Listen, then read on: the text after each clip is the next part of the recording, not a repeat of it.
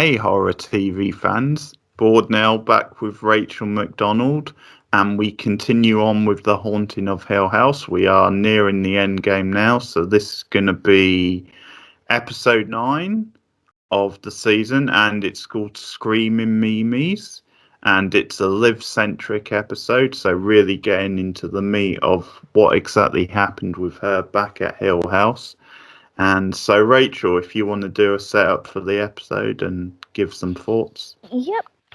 So as Keith said, this one is told from Olivia's point of view. So this whole series, we've been getting little hints, bits and pieces as to what happened on that final night in Hill House and what exactly happened to Olivia. So throughout the whole series, we have seen that the house does affect Olivia. We've seen that the house affects all of them. But in this one, we get to see exactly how badly the house is affecting her. So it opens with the night after the storm where Nellie went missing, and we see Olivia and Mrs. Dudley, and they're cleaning up the after effects of the storm. And Olivia talks about her father's death and about how that affected her. And it's interesting, she starts to tell a story about how stones rained from the sky in a certain point in her life. And I actually wondered if that was supposed to be a bit of a Stephen King reference, because in Carrie, in the book, Carrie makes stones fall from the sky. And in the miniseries, Rose Red, which was written by King, there is a telekinetic girl in that who also makes stones rain from the sky.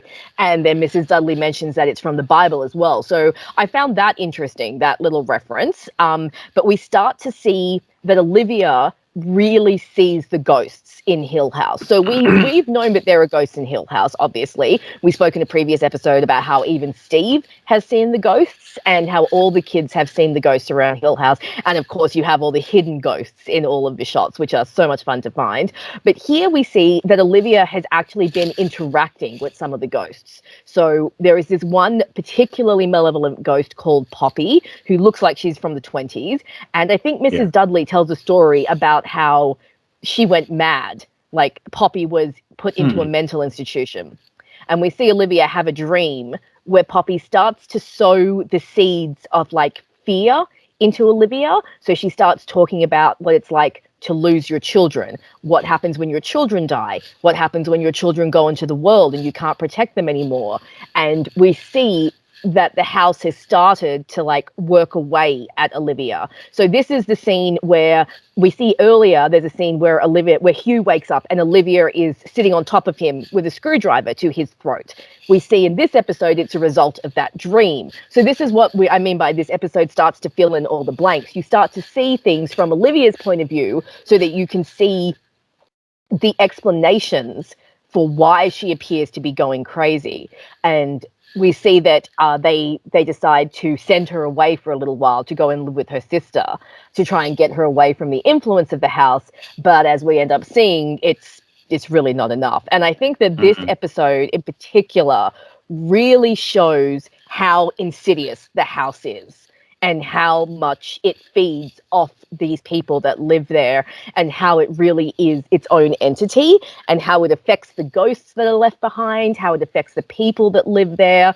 It really emphasizes, I think, the physicality of the house. This episode, you really see the Gothic design of the house. You see the hidden tunnels and the hallways and the architecture, and it really emphasizes that the house itself is a living thing and how badly it affects Olivia. And I feel like this episode, more than any of the others, has that real kind of old-timey ghost story type feel to it, you know? It feels like a ghost story that you tell around a campfire or, you know, late at night. And I think that, you know, it brings in that twisted idea we see start to take place in Olivia's head of how do I keep my children safe?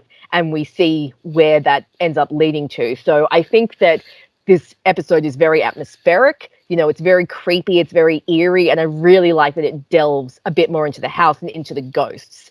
What were your thoughts coming out of this episode? How did you find it?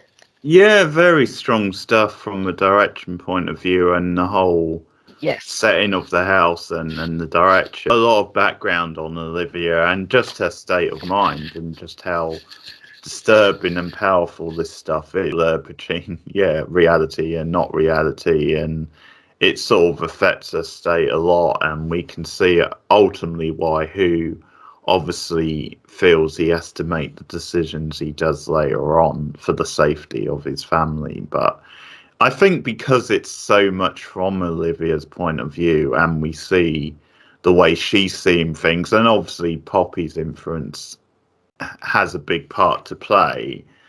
She's seeing the world in a different way from other people, so it's almost like from her point of view there's this very dark idea, you know, about the only way to save her family is to sort of keep them there in the house and to sort of, I mean, unconsciously kind of, you know, kill them sort of thing. She sees it as this is the place for them to stay, and this is, I mean, it's almost the opposite. It's like light and dark, something play with at the end of this show and the stuff moving forward. And obviously the religious stuff with Mrs. Dudley is quite sort of interesting as well, because I think that's the first time we've really had a big scene with her like that. And Yeah. I think it's a good way to work in the religious angle without being too heavy-handed with it, sort of thing. Yes. Obviously, sometimes it can feel a bit like that, especially if you're not that religious. But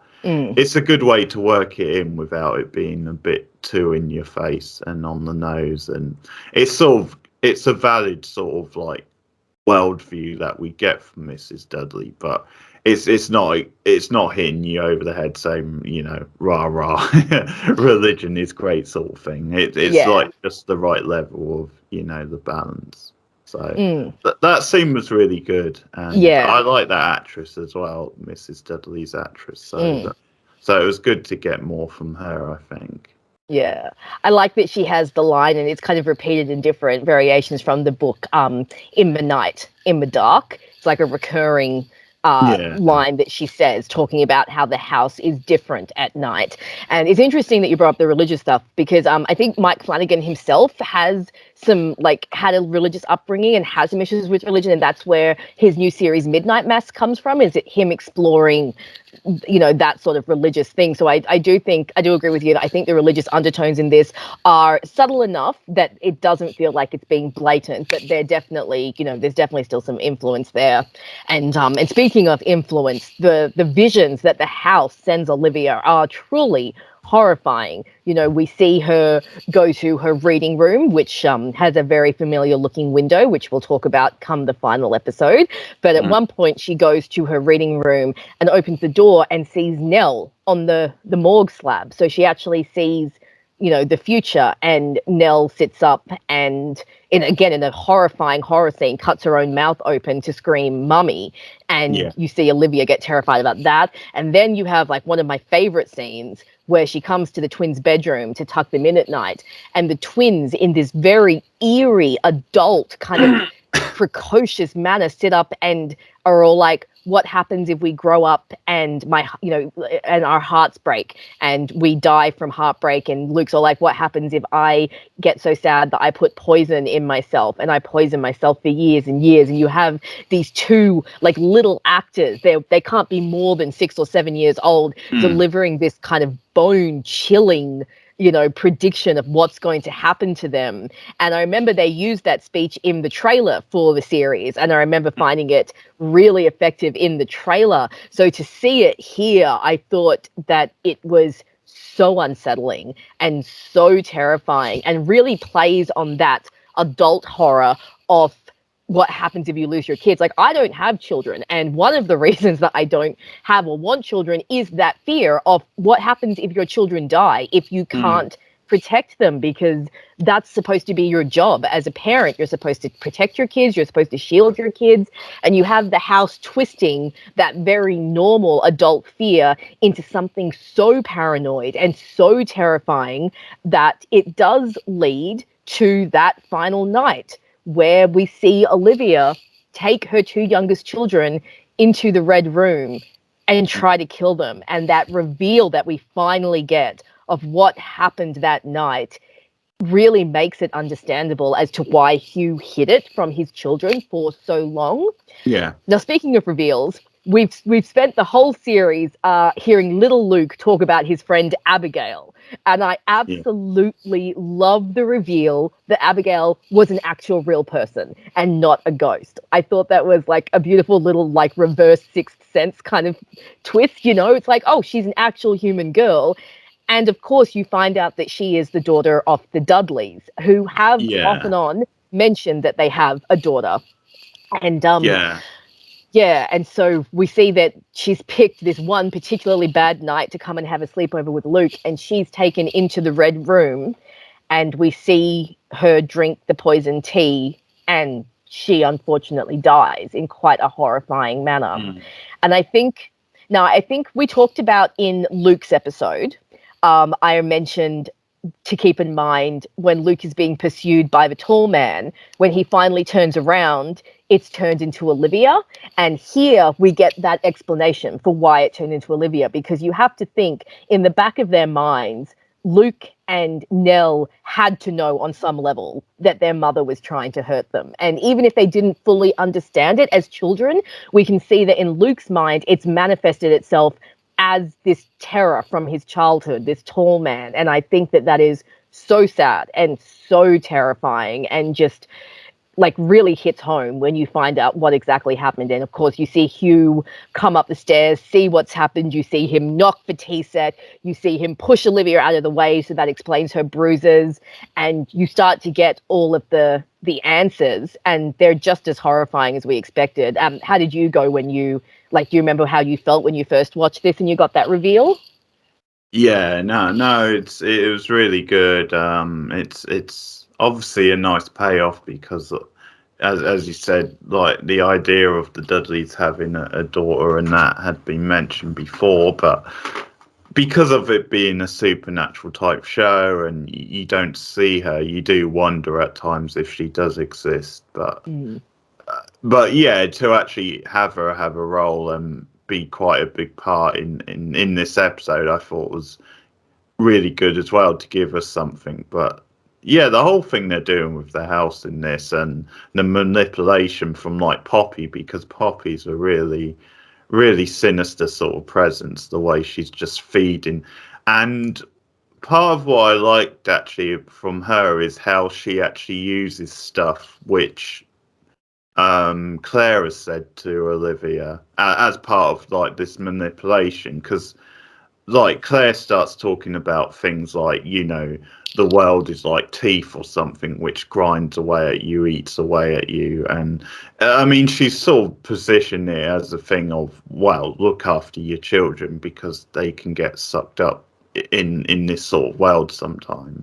And again, I like the whole light and dark sort of metaphor they've got going, which reminds me again partly of Lynch, and it's almost using it with the house in a way, saying, well, during the day you're generally sort of okay, but I think in a way it's a similar Lynchian type metaphor of, yeah, during the day things are masked sort of thing by a picturesque type thing where things appear maybe as they're not in reality, and it's only after dark where that facade is like broken down.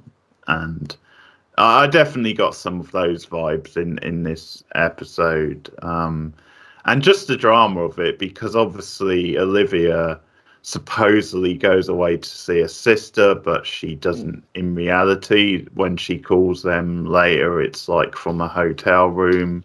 Yes. And she obviously returns later, and who's asleep, and that's when this whole thing gets set in motion. And I sort of like Hugh's reaction as well, because it's Steve who wakes him, isn't it? And It's Shirley who wakes him. he already been poisoned, but he's just in time to save his two children. So the Red Room, the whole stuff in the Red Room, the whole scene, which again I think is probably also playing on. I know it sounds a bit cliche, but sort of playing on the, like the teddy bear's picnic, that sort of like imagery.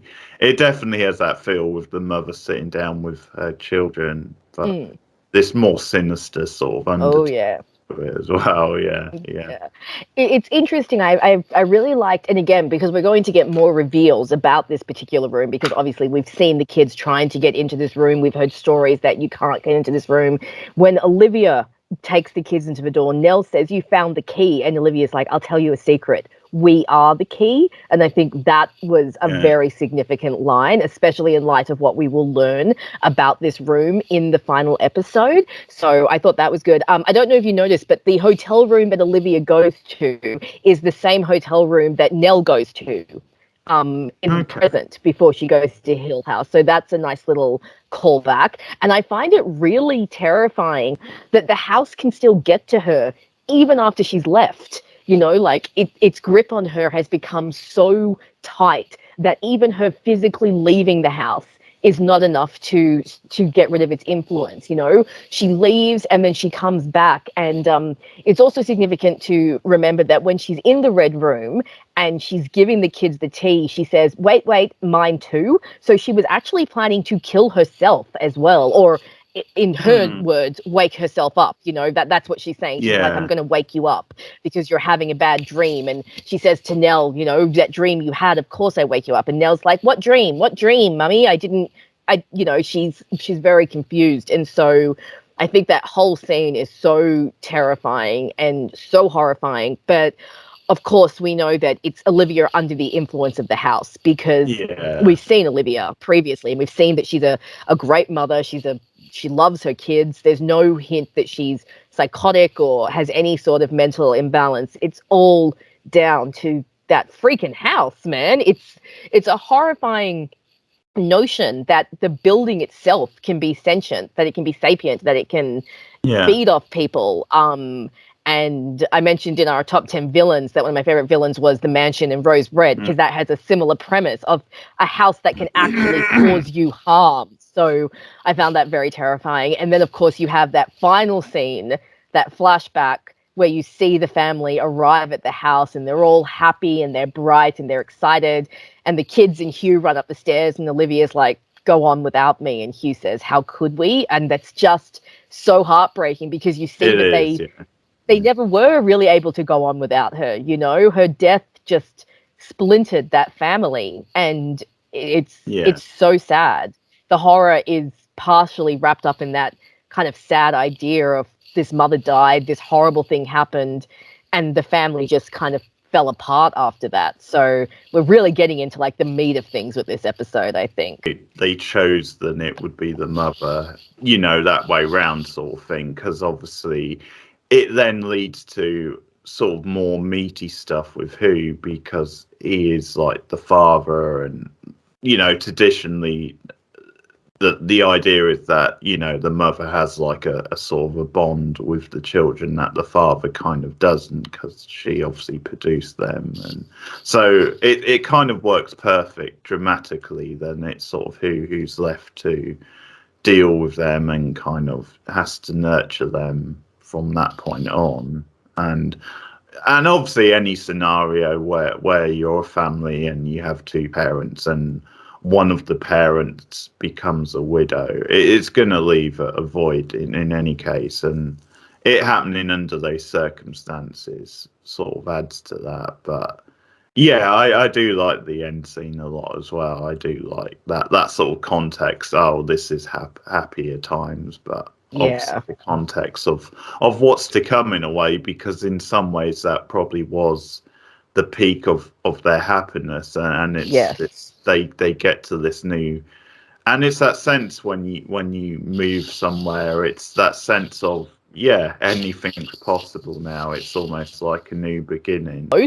And such a happy unit, you know, like some families are always different. You have some families that are happy, some that aren't, some that, you know, it goes up and down, but you could see that these kids loved their mother, they loved their father, they loved each other. They were typical siblings, obviously, but they were a very, very close, very loving family. And so when you see them in the present versus the past, it's like I said, it makes that end line just so much more significant. Go on without me, how could we? Because they just really couldn't. And it's such a tragedy that happened to them, that this pulled apart so badly.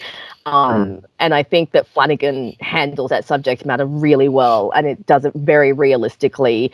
And when you watch this series, you get scared, but you also get very emotionally, wrecked. I cry a lot when I watch this series. You really feel the emotional beats. I think they're done really well. So much paid off, and everything's for a reason, and these scenes really have weight to them. So it's all really good, and from a horror standpoint, the whole metaphor and the house feeding on emotion and stuff like that.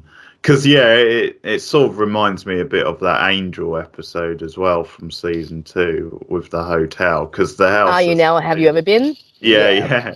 It's a similar sort of idea, and because it also helps, and the house is quite old-fashioned and has that sort of feel to it. So yeah, definitely got vibes of that as well. So I hear you. Yeah.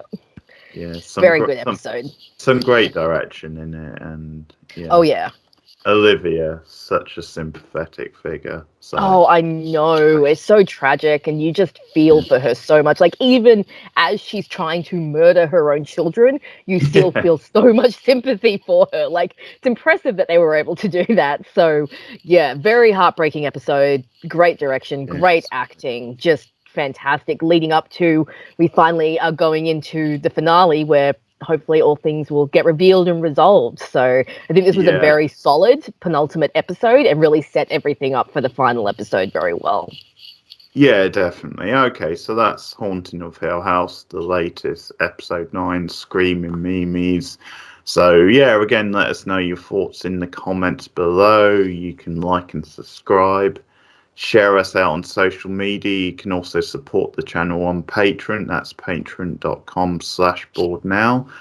Just as little as $1 a month for some extra content. And I'll remind you again that our next big TV show will be Stranger Things. So as soon as we finished Hill House, we'll be moving on to that. Obviously, another big Netflix show, really the next Netflix show that sort of established Netflix as a major player when it comes. Really didn't it? It really did. Looking it came forward out to revisiting at the time, and just changed TV really the last few years. Really did.